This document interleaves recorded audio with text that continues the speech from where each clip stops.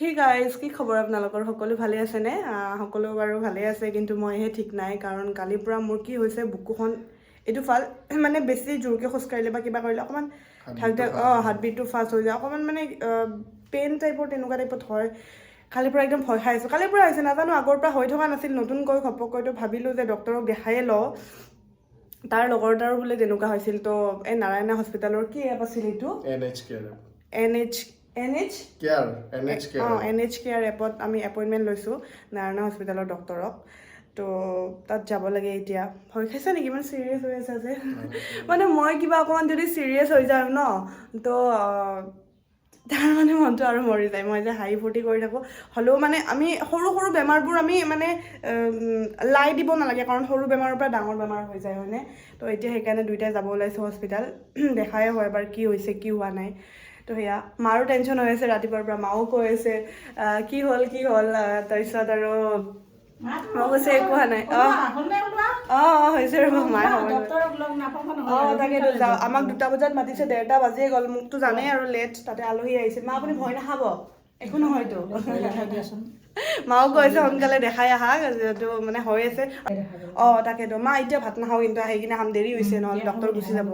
ব'লা ব'লা আমি যাওঁ। কিয় ইমান চিৰিয়াছ হৈ আছা? একো হোৱা নাইতো, এইবিলাক সৰু বেমাৰ।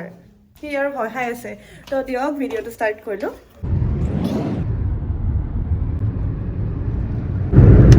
তো এয়া আমি ঘৰৰ পৰা ওলাই আহিলোঁ, গৈ আছোঁ এতিয়া। অকণমানতো হাঁহা, পুৰা চিৰিয়াছ হৈ গৈছে, দেখিছেনে?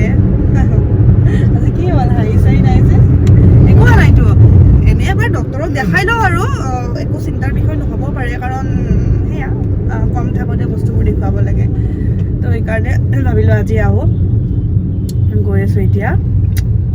জাম এইখিনি পোৱা নাছিলোঁ, এইখিনিত আকৌ জাম পালোঁ।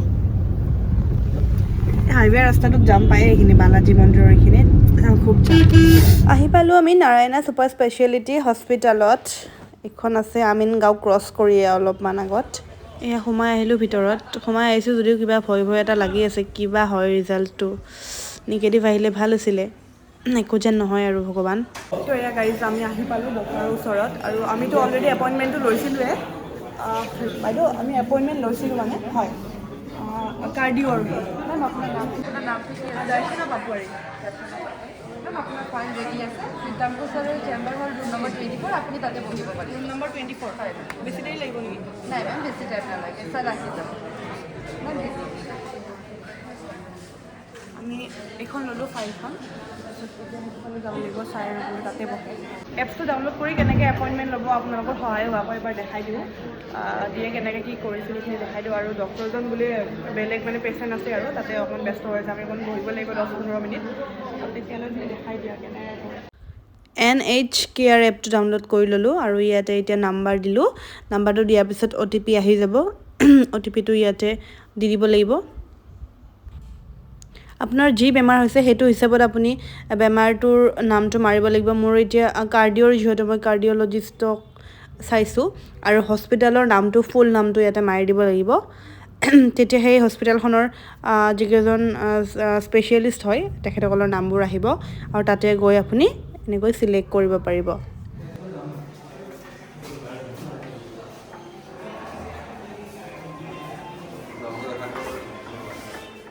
সব বুকুৰ বিষে যে হাৰ্টৰ হ'ব এনেকুৱা নহয়। বহুত ক্ষেত্ৰত কিছুমান বিষ এনেকুৱা থাকে যিবোৰত মাস্কুলাৰ পেইন হয়, বা এচিড পেপটিক ডিজৰ্ডাৰ বুলি কয়, কিবা গেষ্ট্ৰাইটিছৰ কাৰণেও পেইন হয় বুকুৰ। আপোনাৰ বয়স চাই আপোনাৰ চিম্পটমৰ লক্ষণসমূহ যিটো কৈছে, এনেকুৱা ক্ষেত্ৰত আমাৰ হাৰ্টৰ বুলি আমি নাভাবোঁ প্ৰথম দুপৰত। কিন্তু তথাপি আমি বহুত ক্ষেত্ৰত মন দি কিছুমান বস্তু চাওঁ যাতে আমাৰ মিছ নহয় হাৰ্টৰ কাৰণে। তো যেতিয়া বুকুৰ বিষ লৈ পেচেণ্ট এজন আহে আমাৰ তাত, তেতিয়া আমি বহুতখিনি বস্তু চাওঁ একেলগে। অকল বিষ বুলি নহয়, তেওঁৰ ৰিস্ক ফেক্টৰ্ছবোৰ চাওঁ। ধৰক তেওঁৰ এজ কিমান, পাৰ্টিকুলাৰলি মেলৰ কাৰণে ৰিস্ক ফেক্টৰটো বেছি হয় ফিমেলতকৈ। গতিকে আপোনাৰ বয়সত ধৰক আমি হাৰ্টৰটো লাষ্ট অপশ্যনে ৰাখিম। যদি চিমটমছটো খুব ছিগনিফিকেণ্ট হয়, তেতিয়া আমি চাম হাৰ্টৰ কাৰণে। কিন্তু ধৰক আপোনাৰ যিটো বিষ হৈ আছে যে লোকেলাইজড পেইন হৈ আছে, বা সেইটো জেগাত অলপ হেঁচিলেও বিষায়, বা খুব এটা খোজকাঢ়িলে যে বিষ হয়, এনেকুৱা নহয়। তেনেকুৱা ক্ষেত্ৰত এই বস্তুবোৰ নন কাৰ্ডিয়াক পেইন বুলি কয়, মানে হাৰ্টৰ বাহিৰেও বহুত ধৰণৰ কাৰণৰ কাৰণে বুকুত বিষ হ'ব পাৰে। ছাৰে একো ভয়ৰ কাৰণ নাই বুলি ক'লে, তথাপিও এবাৰ ECG কৰাই লওঁ, কাৰণ সেয়া আৰু মনৰ সংকোচটো কমিব। ৰুম নম্বৰ 10 ন এইটো, এই ৰুম নম্বৰ 10ৰ বাহিৰত বহি আছোঁ হেৰি কৰাবৰ কাৰণে, ECG কৰাবৰ কাৰণে। পেচেণ্ট আছে বোধহয়।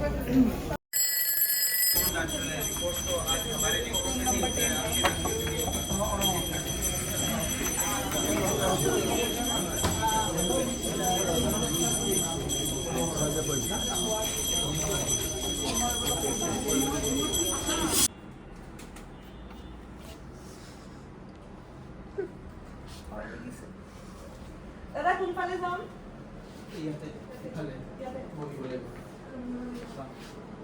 তো এতিয়া ইয়াতে কৰাব ন, এইখন বেডতে কৰাব লৈছোঁ, বাট এইখিনি প্ৰাইভেচি হয়, তুমি যাব লাগিব এতিয়া।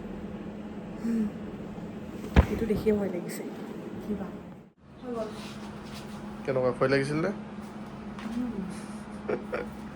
ভয় লগাব লাগে আকৌ, সেই নহয়। ভয় লাগিব বাৰু, কিন্তু ইয়াৰে ৰিপৰ্টটো আকৌ ডক্তৰক দেখুৱাব লাগিব, তেতিয়াহে গম পাব কি হৈছে কি হোৱা নাই।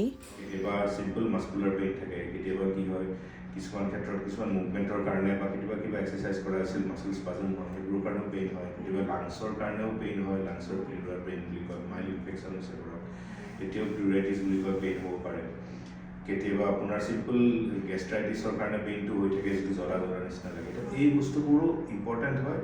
যদি আমি ক্লিনিকেলি চাওঁ যে পেচেণ্টৰ ৰিস্ক ফেক্টৰছ একো নাই আৰু পেইনৰ কেৰেক্টাৰিষ্টিক্সবোৰ হাৰ্টৰ ফালে নহয়, এতিয়া এই ক্ষেত্ৰত এইটো এটা ইম্পৰ্টেণ্ট পইণ্ট যে কোনবোৰ পেইন আমি ডাইৰেক্টলি ভাবোঁ যে নাই হাৰ্টৰে হয়, এইবোৰ এটা ইম্পৰ্টেণ্ট হয়। ধৰক এতিয়া কিছুমান পেচেণ্ট আহিছে যাৰ বয়স 35ৰ ওপৰ বুলি ধৰি ল'লোঁ মই, 30ৰ ওপৰত। তেওঁলোকৰ অলপ দূৰ খোজকাঢ়িলেই ভাগৰ লাগি আহে, গোটেই বুকুখন বিষায়, হাতলৈকো বিষ আহে বা ডিঙিলৈকে বিষটো আহি যায়, চকিং চেঞ্চেশ্যন বুলি কয়। ডিঙিটো ধৰি অহা নিচিনা লাগে, মানে কোনোবাই যেন টেপি ধৰিছে ডিঙিটো, এনেকুৱা ফিলিং আহে, চাফকেশ্যন টাইপ লাগে। তেনেকুৱা ক্ষেত্ৰত কি হয়, এইবোৰ হাৰ্টৰ ফালে যোৱাৰ সম্ভাৱনাটো খুব বেছি হয়। এতিয়া আমি ইমিডিয়েটলি হাৰ্টৰ কথাই ভাবোঁ প্ৰথম। তো কেৰেক্টাৰিষ্টিক্সখিনি বহুত ইম্পৰ্টেণ্ট, পেইনৰ কেৰেক্টাৰিষ্টিক্স। তো ছাৰে ক'লে যে মোৰ ভয় কৰিবলগীয়া একো নাই ন ছাৰ, এইখিনি বয়সত হয় আৰু এইখিনি বয়সত হ'লে মানে এইটো হাৰ্টৰ বুলি ধৰা নাযায়। তো এতিয়া মনটো ভাল লাগিছে অকণমান। এবাৰ প্ৰেছাৰটো এবাৰ চাব, চেক কৰাই কিনে। আগতে এবাৰ নে দুবাৰ চাইছিলোঁ বাৰু, নৰ্মেলেই আছিল। এইবাৰ বা কি ওলাই। তো একো নাই বুলি ক'লে, কিন্তু আমি যে আহিছোঁ সেইটো এটা হেৰি বুলি ক'লে, কাৰণ মানে এনেকেই ক'ৰবাৰ পৰা ক'ৰবাত হৈ যায়। মোৰ বাৰু এজ হোৱা নাই বুলি ক'লে, তেখেতে হাৰ্টৰ হেৰি হোৱা, এনেই এইটো নৰ্মেল হৈছে বুলি ক'লে। BP চেক কৰালোঁ সেইকাৰণে, কিন্তু আহাই ভাল হৈছে। এটা মানে মনৰ ডাউট এটা ক্লিয়াৰ হৈছে। নিজে ডক্তৰ হোৱাতকৈ মানে আমি যে চব পাৰোঁ, আমি পাৰোঁ এইটো নহয় সেইটো নহয়, সেইটো নকৰি কিনে ডক্তৰ তাত আহিছোঁ, কনচাল্ট কৰিলোঁ। আৰু যদিহে আপোনালোকৰো হৈ আছে, মানে সেনেকৈ কিবা সৰু কিবা হৈ আছে, আহি দেখাব মানে। হস্পিটেলৰ পৰা ওলাই আহি কিনে ইয়াতে এয়াৰপৰ্টৰ ওচৰত কি ৰ'ল খাব হৈছোঁ, এইটো বাবা ৰ'ল খাব হৈছোঁ, কাৰণ আমি লাঞ্চ কৰা নাছিলোঁ। খাই দিওঁ আৰু নে কি কৈ, ইয়াৰ যোনটো ৰ'ল হয় কৈ দিয়া কেনেকুৱা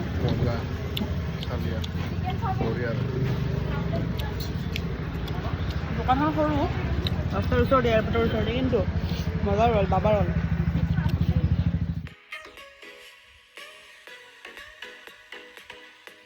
আমি আহি গ'লো,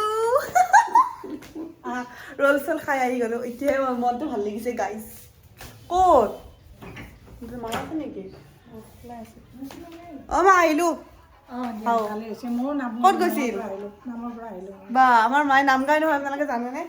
নাই, ডক্টৰে কৈছে একো ভয় কৰিবলগীয়া একো নাই, এইটো মানে কি মাইনৰ কেছ আৰু গোটেইখিনি প্ৰচেছ কৰিলোঁ আৰু। কি আনিছে মোৰ কাৰণে? কিবা মিঠাই চিঠাই আনিছে নেকি? খাওঁ দিয়ক। নামৰ পৰা পায়স আনিছে। তাতে আমাৰ মায়ে আনিছিল, ইয়াতে এইটো মায়ে আনে, নতুন মায়ে। তো পায়স খাওঁ দিয়ক। আজি দিনটো আমি লাঞ্চে কৰা নাই, খালি এই ৰ'ল খাইছোঁ আৰু এটা। নামৰ প্ৰসাদ, এয়া পায়স। তো আহি কিনে ফ্ৰেছ হ'লোঁ, গা পা ধুলোঁ, যিহেতু হস্পিটেলৰ পৰা অহা কথা। আৰু এটা কথা কওঁ যে নাৰায়ণৰ যিটো ৰেচপন্স ন হস্পিটেলখনৰ, খুব বেছি কুইক হয়, একদম সোনকালে আমি একো ৰখিবলগীয়া হোৱা নাই। আৰু চবতকৈ ভাল লগা কথাটো হ'ল কি কোৱাচোন?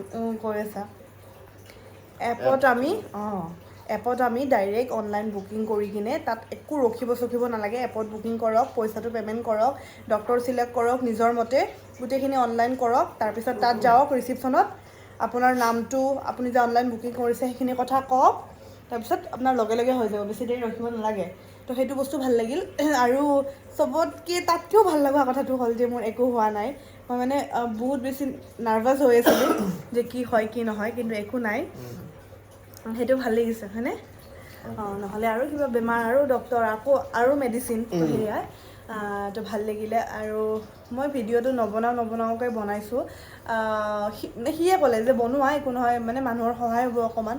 তো নাৰায়ণৰ এড্ৰেছটো মই আপোনালোক ভালকৈ দি দিওঁ। নাৰায়ণৰ বহুতকেইখন আছে, আমাৰ গুৱাহাটীৰ নাৰায়ণখন হ'ল জালুকবাৰীৰ পৰা বাইহাটা চাৰিআলিলৈ যোনটো ৰাস্তা হয়, জালুকবাৰী টু বাইহাটা চাৰিআলি যিটো ৰোড হয়, মেইন হাইৱে হয়, সেই হাইৱেটো জালুকবাৰীৰ পৰা অকণমান গৈ কিনে আমিনগাঁও পাব, আমিনগাঁও এৰিয়ে আপোনাৰ ৰাইট ছাইডে পাব নাৰায়ণা হস্পিটেল। তাৰ আগত আছে গুৱাহাটী IIT। গুৱাহাটী IIT পাবই নালাগে, আগতে পায় নাৰায়ণাখন, আমাৰ এইফালৰ পৰা গ'লে সোঁহাতে হ'ব। তো আপোনালোকক কৈ দিছোঁ, আপোনালোকৰ যদি কেতিয়াবা যাবলগীয়া হয় আৰু যাব পাৰে। জালুকবাৰী ব্ৰিজখন হয়, তো আমি এনেকৈ চিধা এইফালে যাওঁ বাইহাটা চাৰিআলিৰ ফালে। অকণমান জুম কৰি দিয়া, অকণমান জুম কৰিলে দেখা হ'ব, ইয়াতে আছে এইখন নাৰায়ণা, এই টাৰ্ণিংটোতে আছে আৰু মানে জালুকবাৰীৰ পৰা চিধা গৈ থাকক, আপোনাৰ ৰাইট ছাইডে হ'ব। ৰাইট চাইডে। তো বুজিলেনে এতিয়া ভালকৈ? সেয়াই এড্ৰেছটো ভালকৈ দি দিলোঁ।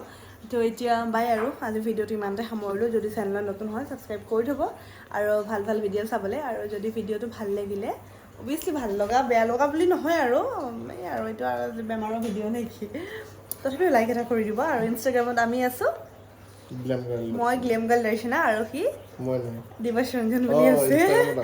ইনষ্টাগ্ৰামৰ কথা কৈছোঁ, ইনষ্টাগ্ৰামত সি দিৱস ৰঞ্জন বুলি আছে, মই গ্লেম গাৰ্ল দৰ্শনা আছোঁ। তেওঁ আমাক ফ'ল' কৰিব। বাই গাইজ।